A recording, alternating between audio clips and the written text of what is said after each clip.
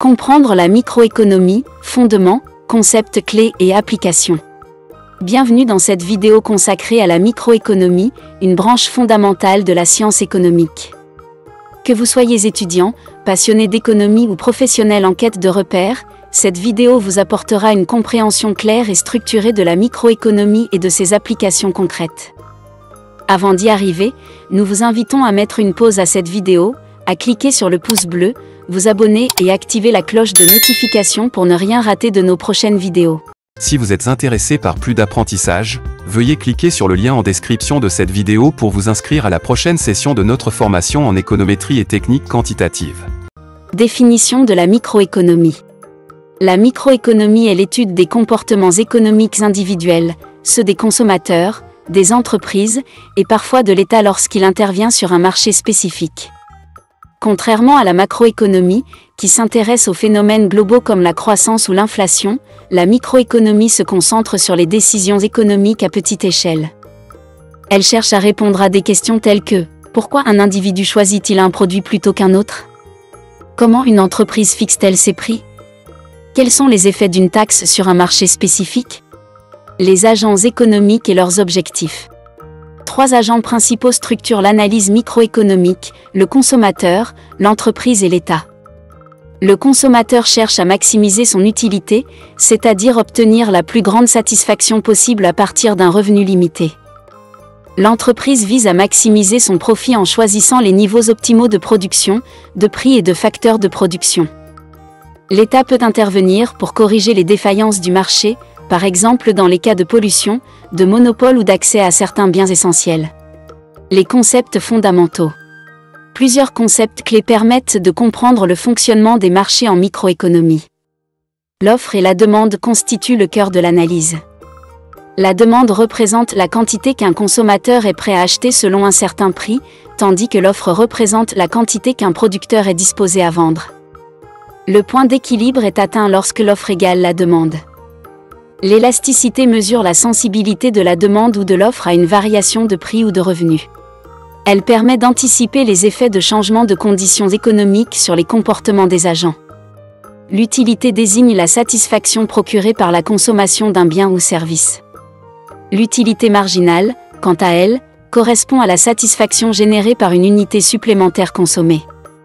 Les coûts de production sont également centraux. On distingue les coûts fixes, variables, moyens et marginaux, qui permettent à l'entreprise d'optimiser sa production. La maximisation du profit s'obtient lorsque le coût marginal est égal à la recette marginale. C'est à ce point que l'entreprise atteint son optimum de production. Les structures de marché. Les formes de marché influencent directement le comportement des agents économiques.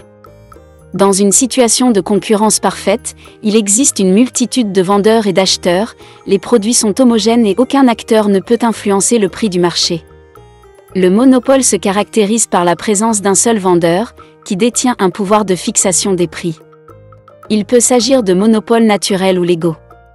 L'oligopole regroupe quelques grandes entreprises, souvent en concurrence stratégique, pouvant aboutir à des ententes ou des guerres de prix.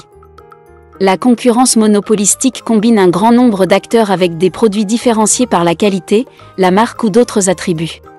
Les défaillances de marché. Même dans un marché concurrentiel, certains dysfonctionnements justifient une intervention publique. Les externalités sont des effets positifs ou négatifs d'une activité économique sur des tiers non impliqués dans la transaction.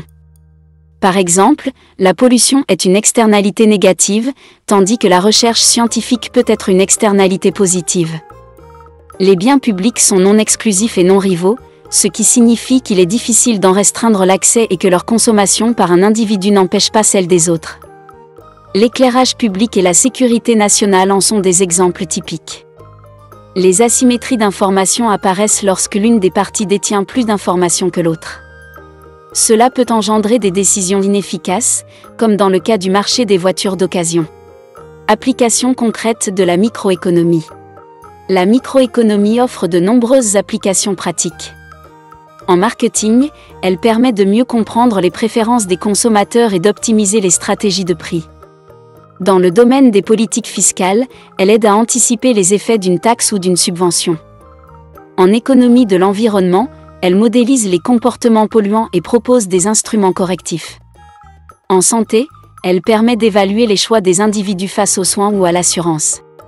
En conclusion, la microéconomie est un outil précieux pour comprendre les choix économiques au niveau individuel. Elle permet d'analyser les mécanismes de marché, d'évaluer les comportements des agents et de concevoir des politiques efficaces. Maîtriser la microéconomie, c'est acquérir une grille de lecture fine et pertinente du monde économique dans lequel nous évoluons. Si vous êtes intéressé par plus d'apprentissage, veuillez cliquer sur le lien en description de cette vidéo pour vous inscrire à la prochaine session de notre formation en économétrie et technique quantitative.